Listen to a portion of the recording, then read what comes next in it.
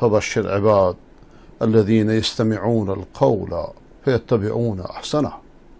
ای پیامبر، خداوند جل جلاله با اون عظمتش، با اون قدسیتش، به پیغمبر عظیم و شانش که سرور جهانیان است، تاجدار رسول است، بهش می‌فرماید که مژده بده به کسانی که چنین صفاتی دارند، مژده بده به کسانی که سخن را میشنوند و بهترینش را برمیگزینند.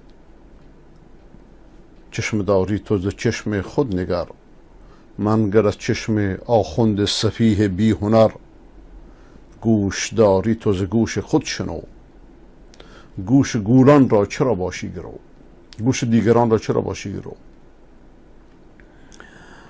چون قرآن بهترین سخن است که این حرف میزنه که چنین بشارتی به انسان ها میده. اگر بهترین سخن نمی بود چنین ادعایی نمیتونست بکنه.